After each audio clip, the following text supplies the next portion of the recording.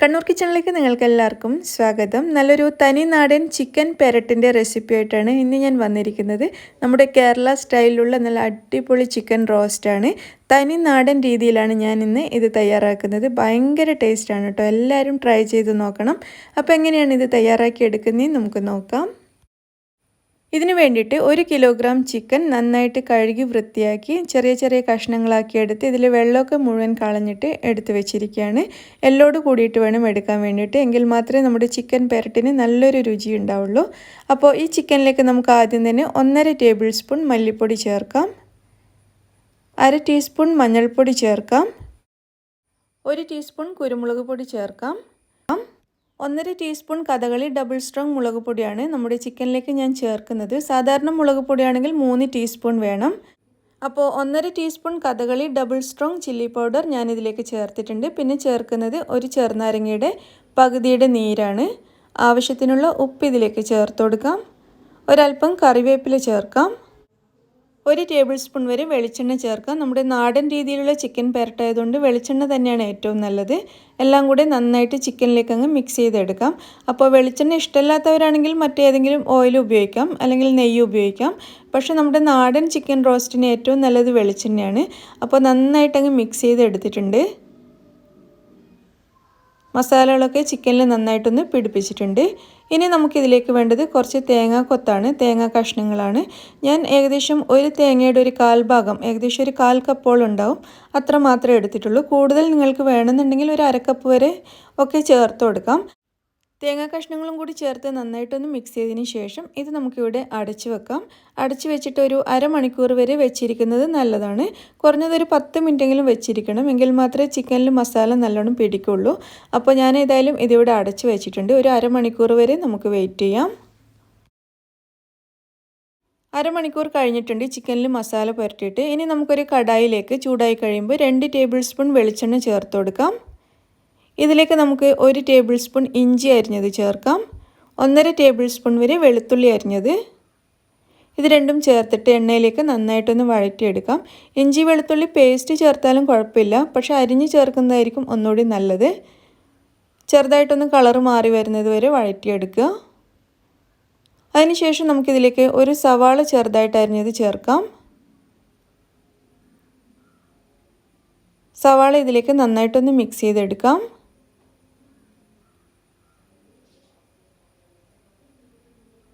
ഇനി നമുക്കിതിലേക്ക് ചേർക്കേണ്ടത് ചെറിയ ഉള്ളിയാണ്, അതായത് കുഞ്ഞുള്ളി. കുഞ്ഞുള്ളി ഞാൻ ഏകദേശം 150 ഗ്രാമോളം എടുത്തിട്ടുണ്ട്. കട്ട് ചെയ്ത് കഴിഞ്ഞപ്പോൾ എനിക്ക് തോന്നുന്നു 1/2 കപ്പിലും കൂടുതൽ ഉണ്ടാവും. അപ്പോൾ കുഞ്ഞുള്ളി ഉണ്ടെങ്കിൽ ചേർത്ത് കൊടുക്കുക. ഇനിയിപ്പോൾ ഇല്ലെങ്കിൽ നമ്മൾ നേരത്തെ ഒരു സവാള ചേർത്തല്ലോ, അതിന് പകരം 2 സവാള ചേർത്താലും മതി.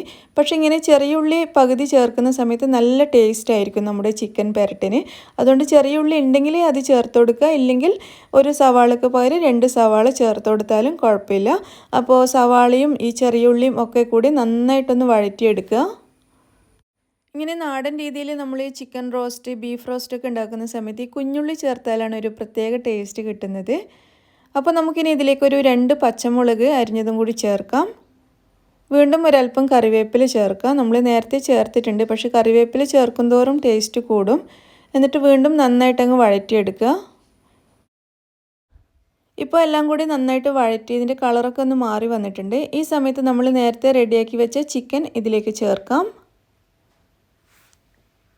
ചിക്കൻ ചേർക്കുന്ന സമയത്ത് കുറച്ച് ഫ്ലെയിം കൂട്ടി കൊടുക്കണം. മീഡിയം ടു ഹൈ ഫ്ലെയിമിൽ വെച്ചിട്ട് ഒരു 2-3 മിനിറ്റ് വരെ ചിക്കൻ ഇതേപോലെ നന്നായിട്ടൊന്ന് ഇളക്കിയെടുക്കുക.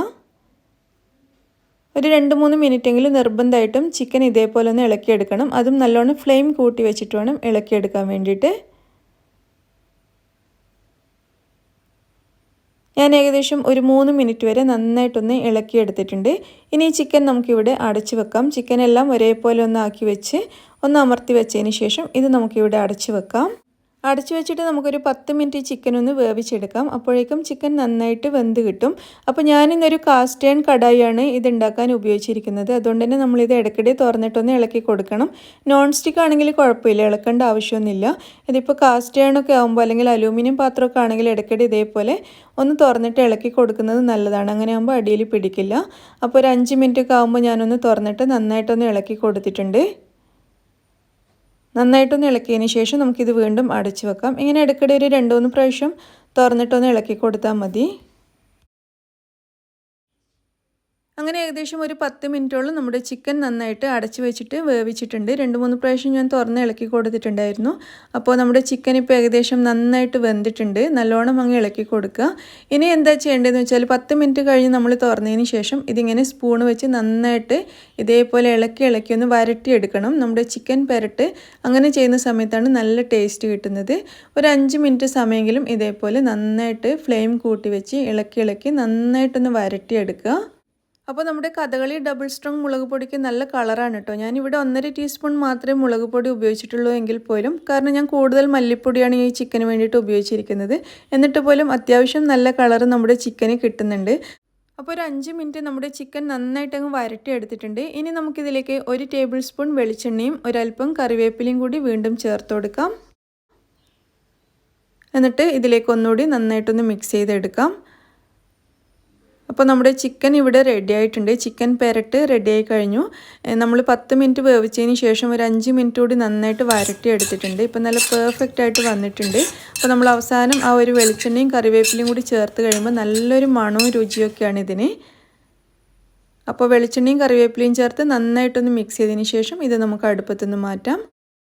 അപ്പോൾ നല്ല ചൂടോടുകൂടെ തന്നെ നമ്മുടെ നല്ല ടേസ്റ്റി ആയിട്ടുള്ള ചിക്കൻ പെരട്ട് നമുക്ക് സെർവ് ചെയ്യാം. നമുക്കിത് പൊറോട്ട, ചപ്പാത്തി അങ്ങനെ ഏത് റൊട്ടിയുടെ കൂടെയും ഈ ഒരു ചിക്കൻ പെരട്ട് മാത്രം മതി. വേറെ കറികളുടെ ഒന്നും തന്നെ ആവശ്യമില്ല.